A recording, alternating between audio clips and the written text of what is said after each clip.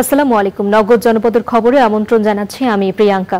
এখনকার সংবাদ আয়োজন একই সঙ্গে চ্যানেল আই এর ইউটিউব চ্যানেলে এবং চ্যানেল আই এর ওটিটি প্ল্যাটফর্ম আই স্ক্রিনে লাইভ স্ট্রিম হচ্ছে। যাচ্ছে বিস্তারিত সংবাদে। মুন্সিগঞ্জ, নোয়াখালী, মাদারীপুর ও গাজীপুরে সড়ক দুর্ঘটনায় 10 জন নিহত হয়েছেন। আহত হয়েছেন কমপক্ষে 15 জন। ঢাকা চট্টগ্রাম মহাসড়কের মুন্সিগঞ্জের গজারিয়ায় সড়ক দুর্ঘটনায় বাবা ছেলে সহ নিহত হয়েছেন 3 জন, আহত হয়েছেন 2 জন। গজারিয়া হাইওয়ে পুলিশ ফাঁড়ির ইনচার্জ মোহাম্মদ হুমায়ুন কবির জানিয়েছেন, বেপরোয়া গতিতে চলা কাভার্ড ভ্যানের ধাক্কায় প্রাইভেট কারের 3 যাত্রীর মৃত্যু হয়। নোয়াখালীর চন্দ্রগঞ্জ পূর্ব বাজারে ট্রাক ও সিএনজির সংঘর্ষে 3 জন নিহত হয়েছেন। মাদারীপুরের রাজৈরে সকালে বিপরীত দিক থেকে আসা গাছ বোঝাই একটি ট্রাকের সাথে ইজি বাইকের সংঘর্ষ হলে ঘটনাস্থলে ইজি বাইকের যাত্রী হোসেন মুন্সি ও ধলা হাওলাদারের মৃত্যু হয়। সে সময় আহত হন 3 জন। গাজীপুরের শ্রীপুরে ট্রাক পিকআপ সংঘর্ষে 2 নির্মাণ শ্রমিক নিহত হয়েছেন, আহত হয়েছেন 11 জন শ্রমিক। শ্রীপুর ফায়ার সার্ভিসের স্টেশন অফিসার জানান, একটি পিকআপে করে মিক্সচার মেশিন ও 13 জন শ্রমিক ঢালাই কাজে শ্রীপুর থেকে মাওনার দিকে যাওয়ার পথে পেছন থেকে একটি ট্রাক তাদের ধাক্কা দেয়। এতে পিকআপ উল্টে ঘটনাস্থলেই রাসেল মিয়া নিহত হন। হাসপাতালে নেওয়ার পর কর্তব্যরত চিকিৎসক আবু সুফিয়ান নামে আরেকজনকে মৃত ঘোষণা করেন। তীব্র দাবদাহের কারণে ডায়রিয়া ও নিউমোনিয়া রোগী বাড়ছে। পঞ্চগড়ের হাসপাতালগুলোতে বেড়েছে রোগীর ভিড়। চিকিৎসা সেবা দিতে হিমশিম খাচ্ছে হাসপাতালগুলো। চিকিৎসকেরা বলছেন, স্বাভাবিকের চেয়ে তাপমাত্রা বেশি হওয়ায় এসব রোগে আক্রান্তের সংখ্যা বেড়েছে। পঞ্চগড় থেকে এ রহমান মুকুলের পাঠানো তথ্য ও ভিডিও চিত্রে রাজীব আহমেদের রিপোর্ট। তীব্র গরমে বিভিন্ন রোগের প্রাদুর্ভাব বেড়েছে পঞ্চগড়ে। বিশেষ করে শিশু ও বয়স্করা আক্রান্ত হচ্ছেন বেশি। পঞ্চগড় সদর আধুনিক হাসপাতালে আসন সংখ্যার দ্বিগুণ রোগী ভর্তি রয়েছে। হাসপাতালে শয্যা না পেয়ে বারান্দা ও করিডোরে ঠাঁই নিয়েছেন রোগীরা। গরমের কারণে 2 দিন থেকে আমরা এখানে আসছি। বাচ্চা ডায়রিয়া, পঞ্চগড় মেডিকেলে আমরা বাচ্চাকে নিয়ে ভর্তি করছি। গত 2 দিন থেকে এখানে আসি। বাচ্চারা পায়খানা করতেছে, বমি করতেছে, এই জন্য সরকারি হাসপাতাল নিয়ে আসছি। হাসপাতালে আসা রোগী ও স্বজনরা বলছেন, ডায়রিয়া, মাথা ও শরীর ব্যথা, জ্বর, কাশিতে আক্রান্ত হয়ে হাসপাতালে ভর্তি হলেও শয্যা না পাওয়ায় ভোগান্তিতে পড়েছেন তারা। আমার মাথা ঘুরতেছে, বমি লাগতেছে, হাঁটতে পারি না।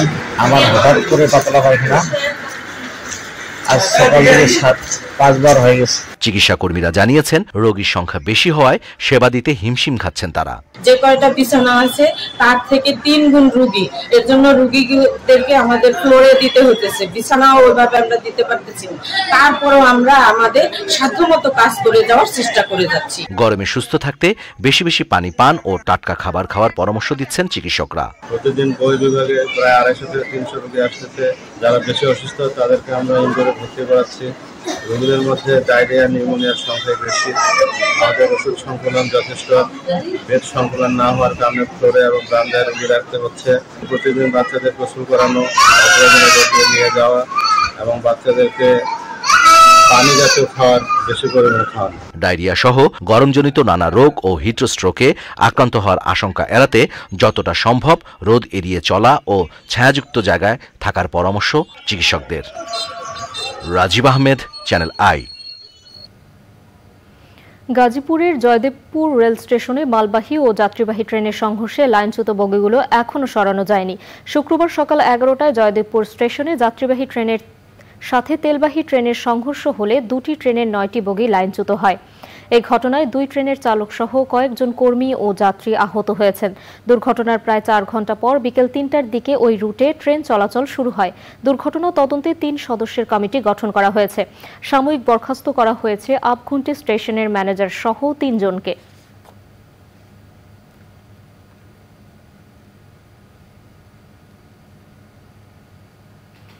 এবারে প্রতিনিধিদের পাঠানো তথ্য ও ভিডিও চিত্রে সুদীপ্তা মাহমুদের রিপোর্ট। উপজেলা পরিষদ নির্বাচন নিয়ে রাজশাহীতে নির্বাচন সংশ্লিষ্ট কর্মকর্তা ও প্রার্থীদের সাথে মতবিনিময় করেছেন নির্বাচন কমিশনার রাশেদা সুলতানা। বিভাগীয় কমিশনার ডক্টর হুমায়ুন কবিরের সভাপতিত্বে সভায় উপস্থিত ছিলেন ডিআইজি আনিসুর রহমান ও অন্যরা।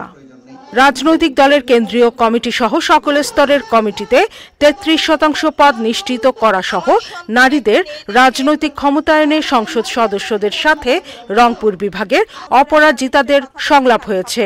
প্রধান অতিথি ছিলেন সংরক্ষিত সিরাজগঞ্জ সদর উপজেলার গজারিয়ায় হেনরি ভুবন বৃদ্ধাশ্রমের উদ্বোধন করেছেন সমাজ কল্যাণ মন্ত্রী দীপুমণি। ব্রাহ্মণবাড়িয়া সরকারি কলেজে মোবাইল ফোন ও মোটরসাইকেল নিয়ে প্রবেশে নিষেধাজ্ঞা জারি করেছে কলেজ কর্তৃপক্ষ।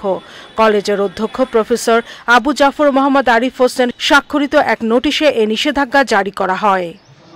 নওগাঁর চিত্রাঙ্কন, আবৃত্তি ও যন্ত্রসঙ্গীত প্রশিক্ষণের প্রতিষ্ঠান হাতেখড়ির ৫ম প্রতিষ্ঠা বার্ষিকী উপলক্ষে চিত্র প্রদর্শনী, আলোচনা সভা, সম্মাননা প্রদান এবং সাংস্কৃতিক অনুষ্ঠান হয়েছে। Sudipta Mahmud, channel I. নগদ জনপদের খবর আজকের মতো এ পর্যন্তই। পরবর্তী কৃষি সংবাদ দেখার আমন্ত্রণ জানিয়ে শেষ করছি। ধন্যবাদ সবাইকে।